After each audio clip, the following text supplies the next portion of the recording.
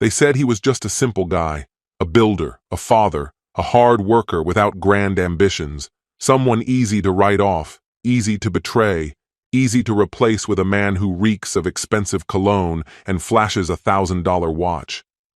But some mistakes are too costly to go unpunished. It all started one morning with the buzz of a phone and a look in her eyes, one that held both fear and lies. From that moment, the snowball began to roll, and nothing could stop it. Day by day, like a seasoned craftsman, he built not a home, but a plan. Not from bricks, but from rage. Not for family, but for justice. Her mocking brother, her smug lover, the empty bank account, the children twisted into weapons, every piece became fuel for the fire inside him. But revenge isn't a burst of fury, it's a process, cold, calculated, and if someone dares to destroy your life, they better be ready to watch their own crumble, under the weight of consequences, under judgment, under truth, because there are people who can't be broken by betrayal or poverty, only angered so deeply, so dangerously, that there's no turning back. Hello, my friend. I'm so glad you stopped by my channel. If it's your first time here, don't forget to subscribe and like this video, as every like truly inspires me. Please tell me which city and country you watched this video from. Now let's get started. The moment I discovered my wife, Selena, had betrayed me, is etched in my mind forever. There were no obvious signs, no suspicious stains on her clothes, no lingering perfume scent. It all started with her phone buzzing early in the morning, followed by a look in her eyes that I could only describe as fear. Over 12 years, we had created a life together. 2 children, countless vacations, even a second-hand dining table from our first home. I had always believed our bond was unbreakable, that everything we built was genuine. That morning, Selena looked like someone caught in a lie, gripping her phone as though it held a secret she could no longer conceal. I could have confronted her right there, but after working a late shift, I decided to gather more proof before taking action. A small part of me wanted revenge, and it was becoming harder to suppress it. I chose to wait, to observe.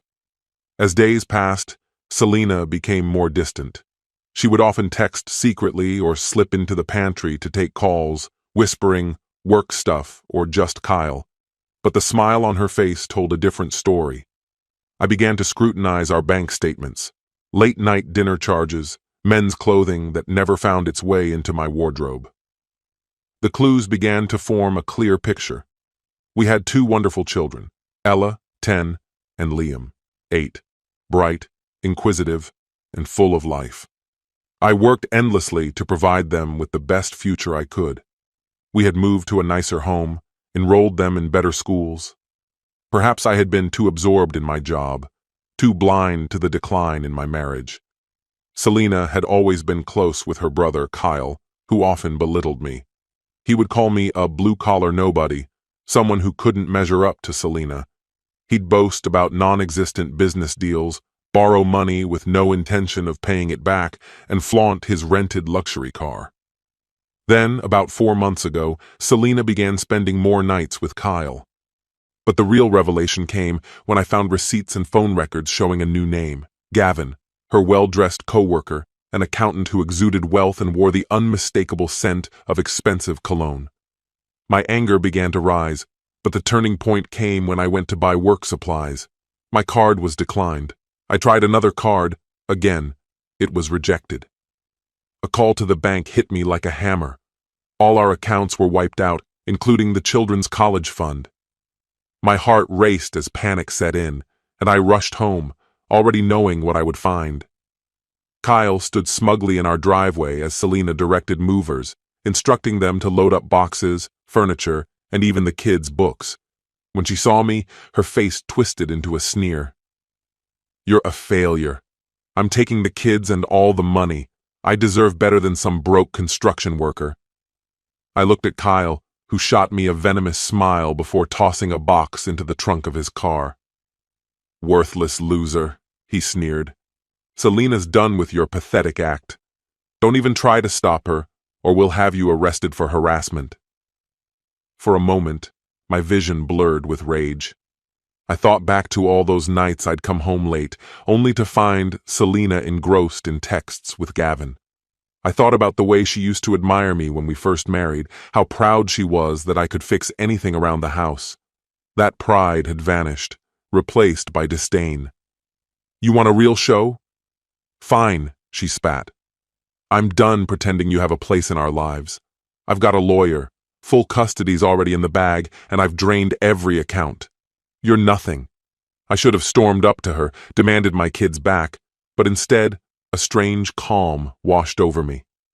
My fury burned within me, but I realized that if I wanted to hurt them truly, I couldn't just lash out. Sometimes, the best way to strike is to let them think they've won. So, I stepped back, pulled out my phone and started recording. Kyle's eyes widened. "What are you doing, you idiot?" "Stop filming," he barked, grabbing a baseball bat from his car. "Who keeps a bat in their luxury vehicle?" He marched toward my truck, but I kept filming. His grin was anything but friendly. "Oh, you want a show?" he mocked. "Here's your damn show," he said, swinging the bat at my truck's headlights. Glass shattered. He continued to hit, leaving deep dents on the side of the vehicle. My phone captured every strike, every malicious grin he flashed. "Keep going," I said calmly, my voice steady. "Nice and clear for the camera. That's thousands of dollars in damage now, maybe more. You're really building a strong case for yourselves." Selena's face went white. "Stop, Kyle. He's filming you." Kyle let the bat fall from his hands as though it burned him. He muttered something under his breath, and I ended the recording. Sliding my phone back into my pocket, I said, "I guess that's enough for now." "Oh, and Selena," I called over my shoulder, "I hope you enjoy sorting through the mess you've created." Without another word, I turned and went inside, collecting the important documents I had hidden: birth certificates, business papers, anything that could serve me later. I stashed them safely away. Selena was still yelling when I came back out, but I didn't let it faze me. I climbed into my old truck and drove away, leaving the wreckage behind. That night, I stayed in a shabby motel, the air thick with the smell of stale cigarettes and the bitterness of regret. I stared at the flickering neon sign outside, reflecting on how easily Selena had destroyed the life we had built together. But I wasn't broken. I began reaching out to friends, quietly salvaging what remained of my finances. Selena had tried to drain all our personal accounts, but they were locked now. She had emptied what she could, but there were still enough loose ends to keep me afloat. A few days later, I discovered something that ignited a fire of revenge inside me. Selena wasn't merely involved with Gavin. She had bigger ambitions. She had already begun discussing moving in with him and even entertained the idea of marrying him once her divorce was finalized. Gavin strutted through the office, proudly boasting about Selena's departure from her caveman of a husband. They all believed I had vanished, just another ghost, someone they assumed wouldn't put up a fight. But they were gravely mistaken. For the next week, I wore the face of a broken man, pretending to accept my defeat. My truck, still running despite the significant damage to the front end, became my quiet companion. It took me to a modest apartment near Ella and Liam's new school, where I lay low. Each time Selena called, whether to gloat or make new threats, I played the part of the fool, pleading for another chance. She reveled in it, ranting about how she deserved someone better, casting me aside as a nobody. I meticulously recorded every single one of her outbursts, knowing I'd need them later. Soon enough, I had learned Gavin's routine through a mutual acquaintance. Every evening at 5:30 p.m., he would leave work and head straight to an upscale gym. Sometimes Selena would meet him there or join him afterward at his place. This was the perfect opportunity for me to begin plotting my next move. One evening, my phone buzzed with a number I didn't recognize. My heart skipped a beat when I answered it, only to hear Ella's voice, shaky with fear. "Dad," she whispered. "Mom's at Uncle Kyle's. She said I can't come visit you anymore, but I really want to." There was a click, then silence. The call ended abruptly. She had been cut off. A cold fury surged within me. This was it, the final straw. If they wanted a war, I would ensure they got one.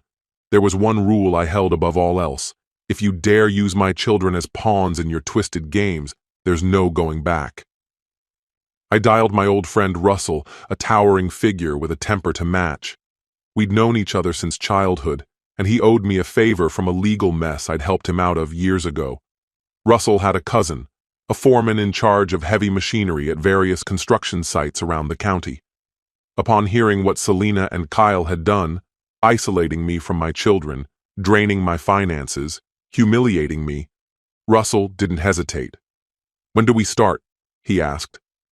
I explained my rough plan, which, though unpolished, would send a clear message no one could ignore.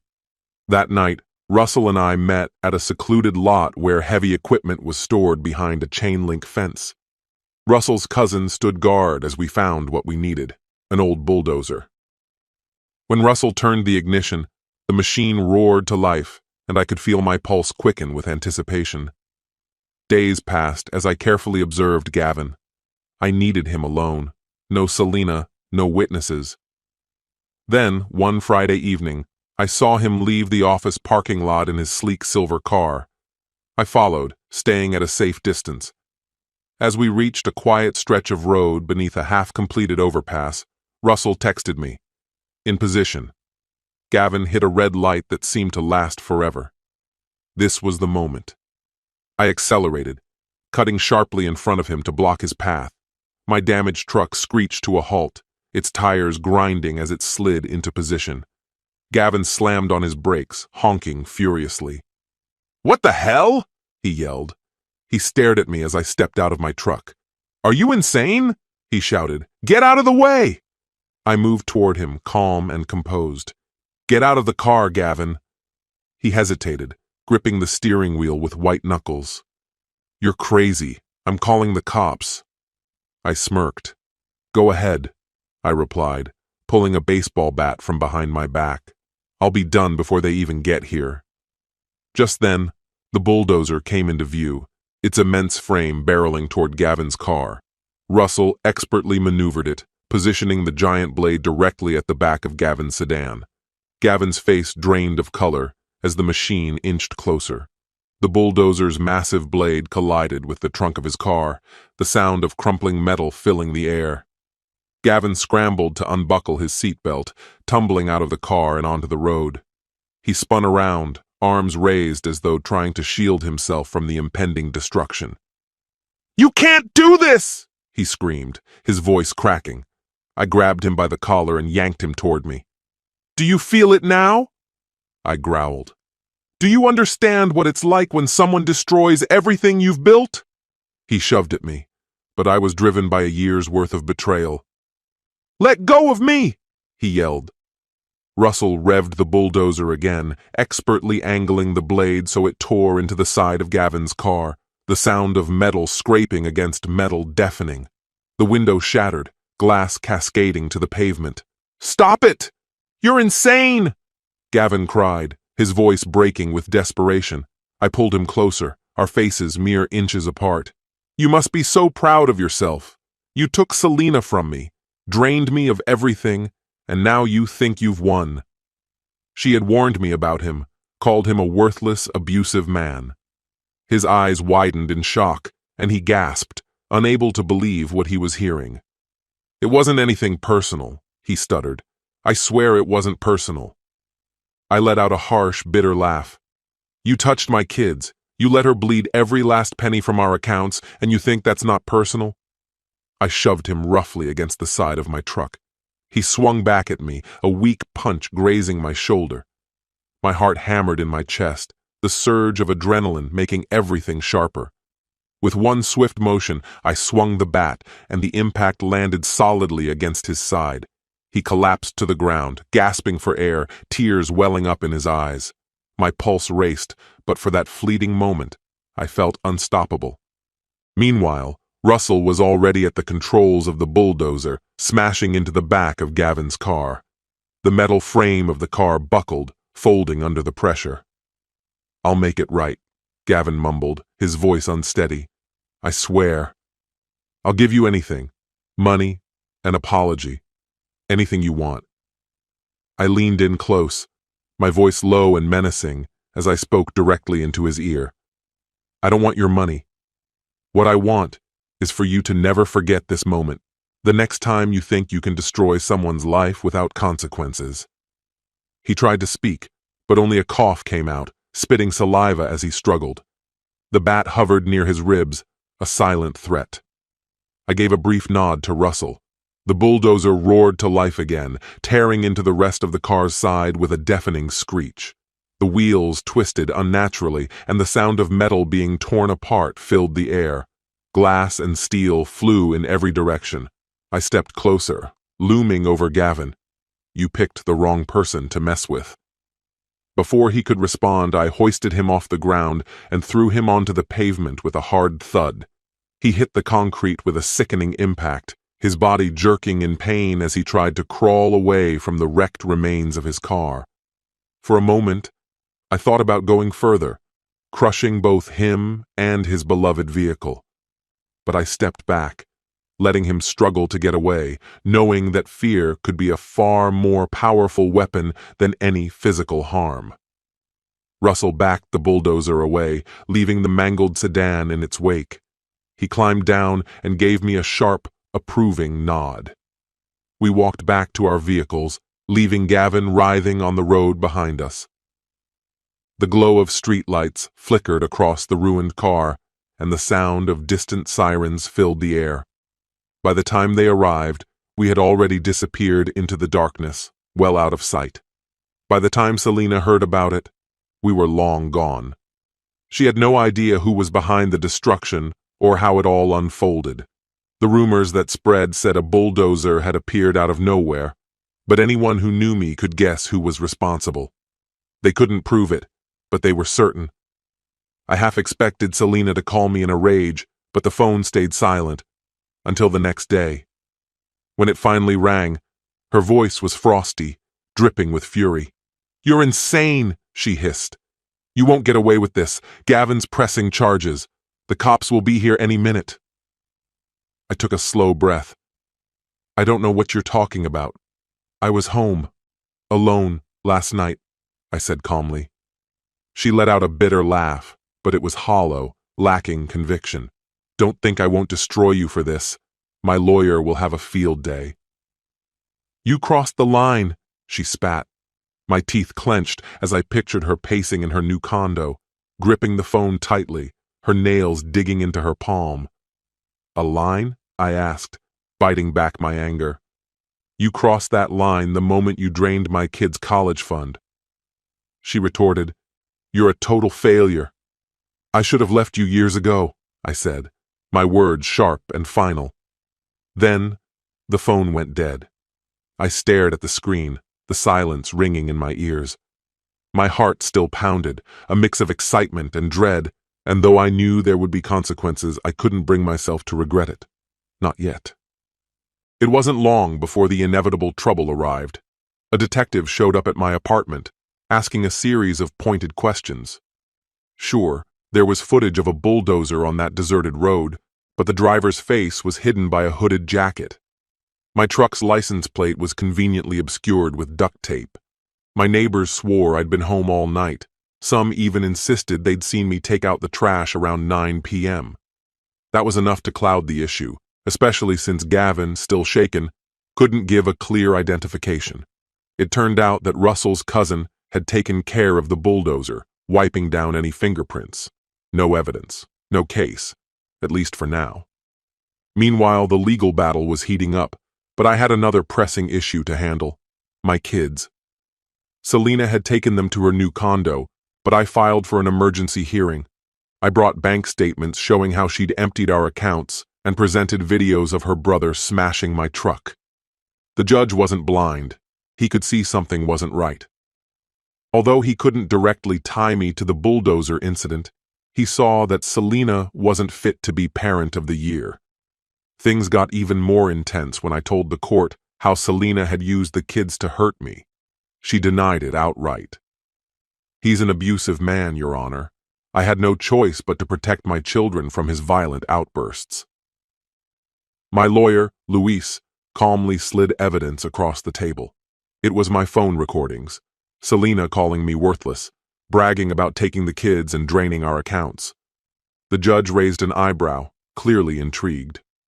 The final nail in her coffin came from Ella's teacher, who testified about Ella's distress, saying, "Mommy won't let me see Daddy." By the end of the hearing, I had partial custody, much more than the zero Selena had planned to give me. As we passed each other in the courthouse hallway, Selena shot me a venomous glare. "This isn't over," she snarled. Her hand balled into a fist, her rage palpable. "You're going to regret every single thing you've done," she spat with venom. I simply gave a nonchalant shrug. "You started this fight. I'm just finishing it." I dedicated as much time as possible to being with the kids, doing my best to shelter them from the chaos we were entangled in. Whenever they were with me, we'd head out to local parks, and I'd teach them basic skills around the house. Ella had soccer practice in the evenings, and I made sure to attend every single session. Liam had a passion for building elaborate Lego sets, and together we assembled a dinosaur robot that both of us found absurdly cool. I wanted to give them a sense of normalcy, something steady to cling to, but Selena's arrogance remained unshaken. She continued to host extravagant parties at her condo, lavishly spending the money she had drained from our accounts. She likely felt untouchable, even though the courts were closing in on her like sharks. Gavin, according to the whispers, was about to walk away. After the bulldozer incident, he had turned into a nervous wreck, likely regretting ever becoming involved with Selena. But she refused to acknowledge it. Her sole focus was on breaking me, forcing me to submit, no matter the cost. Then came the day Kyle decided to confront me at my job site. I was almost finished installing custom cabinetry when he walked in wearing sunglasses, clearly trying to cover up a recent bruise. Someone had clearly given him a good hit. He made a show of criticizing the work, knocking on the cabinets and loudly declaring them to be made of subpar materials. "If you're going to ruin my sister's life, at least do it with better supplies," he sneered. I exhaled slowly, wiped my hands on a rag, and turned to face him. "You shouldn't be here," I said evenly. He stepped closer, invading my personal space. "You think I'm just going to sit back and let you destroy my sister without consequences?" He spat. My coworker, Toby, was in the next room and peeked around the corner, clearly concerned. I gave him a quick nod, signaling that I had everything under control. "You're the one who wrecked my truck," I calmly reminded him. "And I still have the video," I added, my voice steady. Kyle shrugged and flashed a sinister grin. "You think I care? I've got more than enough ways to bury you if you show that video to the cops." "Sure," I said, letting sarcasm drip from my voice. "Because you're such a business mogul. What was your latest triumph again? The luxury vape lounge that never even opened." Before I could say another word, his hand shot out to shove me in the chest. I didn't budge. He was tall, but had the lean frame of someone who never did physical labor. I, on the other hand, spent my days hauling wood and mixing cement. He was nothing to me. "Don't you dare talk about my business," he growled. "Stay away from my sister. She's going to take everything from you, and you'll end up nothing but a sobbing mess in the gutter." I let out a quiet laugh, the sound bouncing off the unfinished walls. "Let her try. You have no clue what you're up against." Kyle's jaw clenched, but he took a step back. "This isn't over," he warned, his words eerily similar to Selena's. "I'll make sure you regret crossing us." With that, he stormed out, slamming the door so hard that the hinges rattled. Toby stepped out of the other room, worry etched on his face. "That was Selena's brother?" he asked. I nodded. "Yeah, all bark, no bite." Didn't seem harmless to me. Toby muttered, but he didn't push the topic. Deep down, I could feel the tight coil of vengeance winding within me. Kyle always seemed to show up at the most inconvenient times, throwing threats around like they were second nature. Maybe it was time to make him truly fear me. But for now, I decided to wait. I wanted my next move to land with maximum impact. 2 weeks later, after more legal wrangling, Selena tried to prevent me from seeing the kids again, accusing me of being unstable. When I presented the custody agreement to the officers at the precinct, they confirmed that I had every right to pick them up at the designated time. That evening, I went to her condo. She cracked the door open just enough to glare at me through the chain. "Go away," she snapped. "My kids are supposed to be with me tonight," I replied, keeping my voice even, though the anger simmered beneath the surface. She let out a bitter laugh. "They don't want to see you." I raised an eyebrow, trying to peer around the door. I could hear footsteps inside, likely Ella or Liam. "You're pushing them away again." She ignored my comment and leaned closer, her face almost pressed against the door. "You think you're so clever with your tough guy routine. Everyone knows you wrecked Gavin's car. They're just waiting for proof." I sighed in frustration. Selena opened the door a little wider. "Now. Make me." At that moment, her phone rang. She glanced down at the screen to check the caller ID, distracted. I saw my chance. I shoved the door hard, breaking the chain. She staggered back, gasping. The living room was a disaster. Half-empty wine bottles and discarded clothes strewn across the floor. The stench of stale alcohol filled the air. My kids were nowhere to be seen. "Where are Ella and Liam?" I demanded. She pointed toward their bedroom door. "You'll regret breaking into my condo like this." I stepped inside, forcing myself to remain calm. I had to be smart. "Where are my kids?" I asked again, my voice low but insistent. "Kids? It's Dad." I was the first to see them, Liam emerging first, his eyes wide with shock. Ella quickly followed, her face pale, anxiety painted across every inch of her expression. They rushed toward me, seeking solace in my arms. "Mom says we can't come with you anymore," Ella murmured softly, her voice trembling, tears threatening to spill. "She said you were violent, but you're not violent, Dad." Her words tore through me. I shot a fierce look toward Selena. "Get your things together, kids," I instructed. "You're coming with me tonight." Selena's fists clenched in fury. "No, they're not. I won't let it happen." I didn't budge. "We have a court order. You want to call the cops? Go ahead. Do it. We'll see who they back when they see all this." I gestured to the filthy mess of the living room. "Go on, make the call."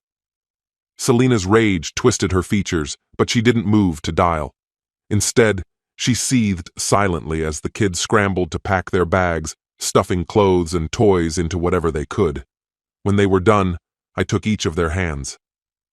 Selena followed us down the hall, her curses echoing behind us.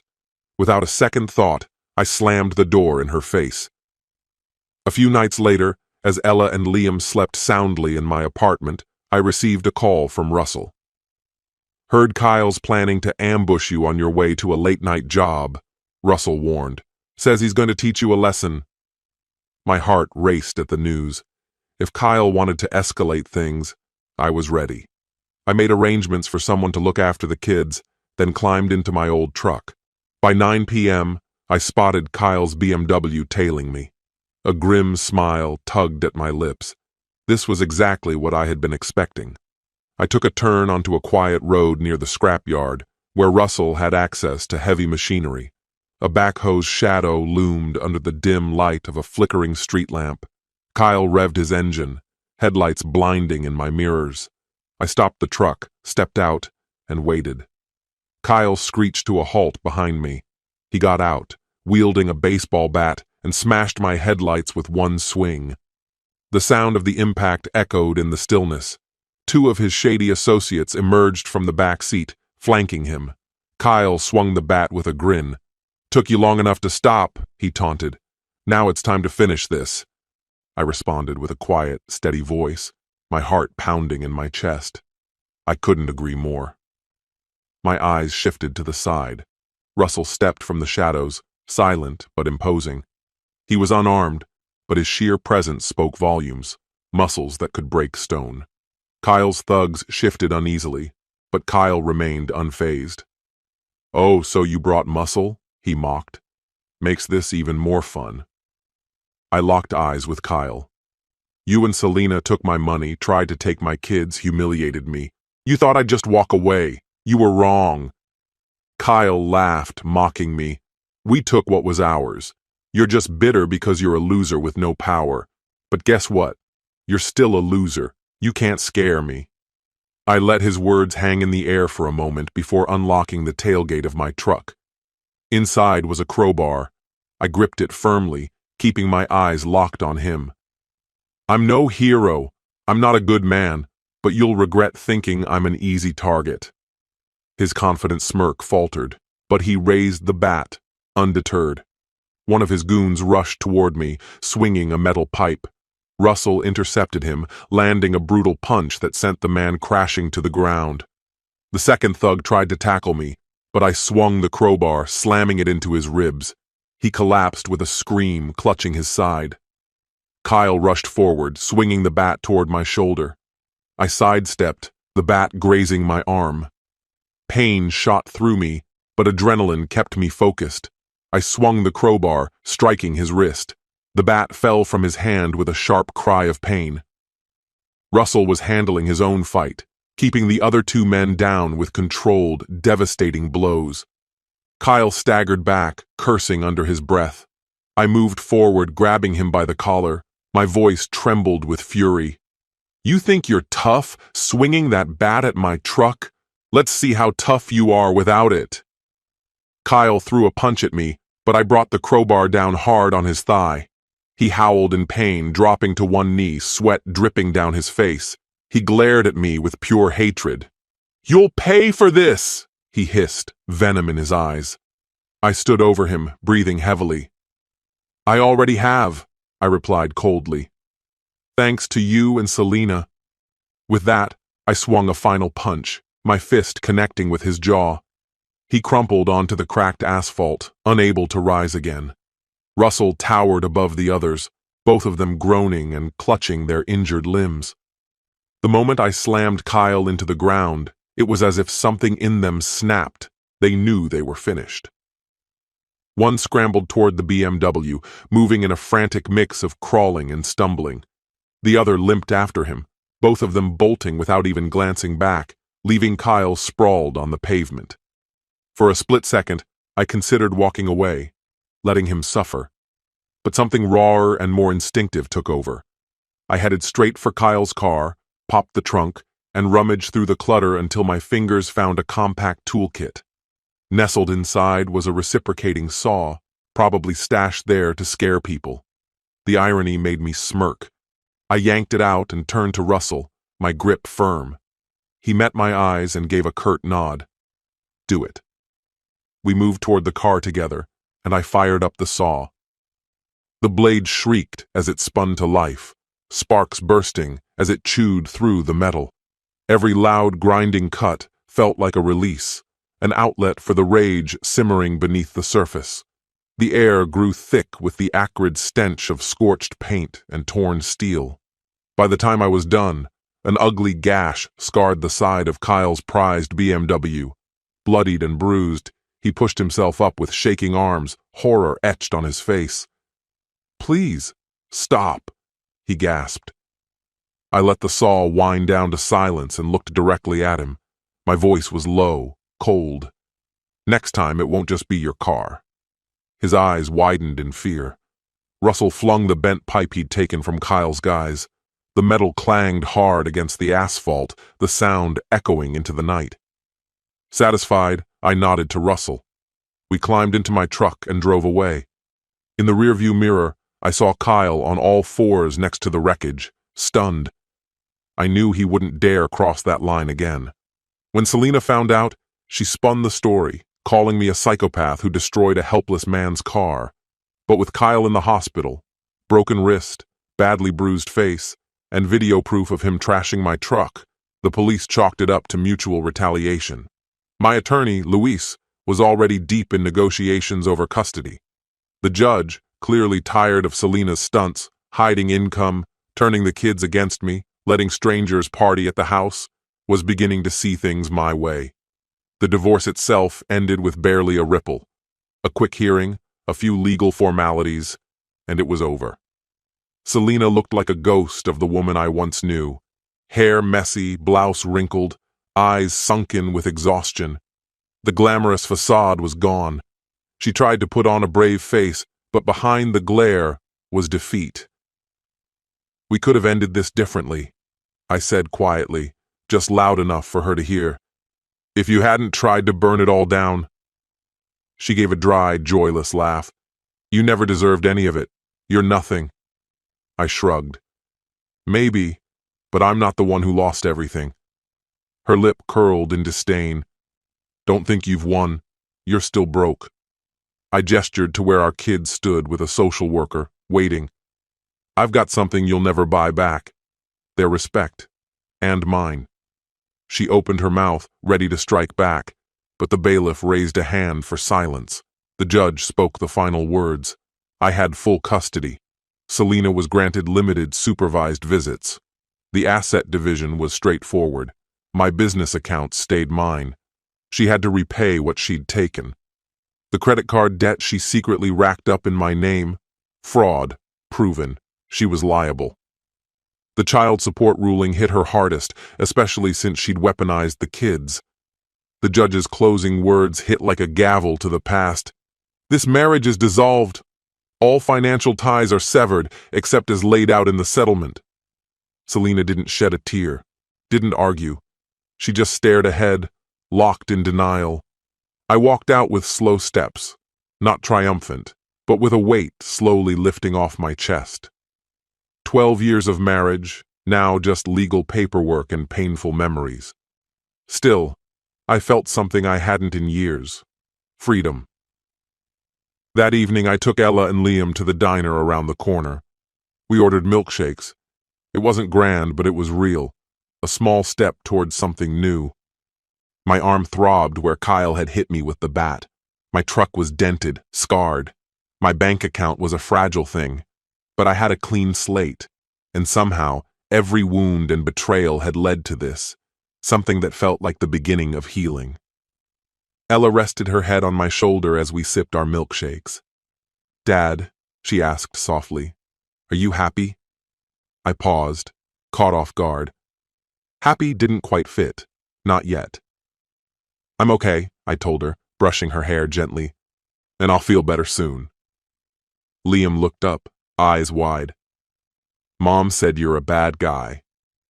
The words hit like a punch. I swallowed hard. "Sometimes, buddy, people act out when they're hurt." "I'm not perfect," I admitted, "but everything I did, it was to protect you both." Ella reached out, her small hand wrapping around mine. "We know," she whispered.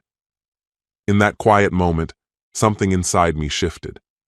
No matter how deep my anger had run, no matter how dark I'd let myself get, Ella and Liam were my light. They were what pulled me back from the edge. The only thing that gave me strength to keep moving forward were their tiny fingers clutching mine, and the unshakable trust they placed in me. Over time, Kyle's intimidation slowly dissolved into nothing. Gavin, humiliated by the whole bulldozer fiasco, packed up and relocated across state lines, chasing a job that would put the whole mess behind him. As for Selena, cut off from the money she used to lean on, she was forced to trade her lavish lifestyle for a cramped apartment and a job she openly loathed. The rumor mill eventually found new material, leaving our story to collect dust. Those who once whispered that Selena had traded up when she left me began to fall silent as the real story came out. Her lies, her betrayal. A few had the decency to admit they were wrong and offer apologies. Most just quietly drifted away, too embarrassed to face me, but by then I had stopped caring what any of them thought. The last time I exchanged words with Selena was outside the courthouse, minutes after the divorce was finalized. Her stare was sharp and bitter, loaded with fury. "You'll never amount to anything," she hissed at me, poison in every syllable. I inhaled slowly, steadying the storm inside me. Maybe not, I replied calmly. But at least I'm free of someone who'd sell their soul for a cheap thrill. Have fun with your new reality. She looked like she was on the verge of exploding, either with a slap or a scream, but instead, she turned sharply and marched back into the building without another word. That was our ending. No dramatic farewells, no emotional confessions. Just two former lovers, now strangers, bound by bitterness and scars. I remained there for a moment, watching her vanish. Then I turned and went home, to the only people who truly mattered. Let her think what she wants. I knew the truth. I walked away whole, and that was victory enough. This story has come to an end. What's your opinion? Share it in the comments, my friend. And if you like this story, check out other exciting videos on my channel. I'll say goodbye until the next video. See you!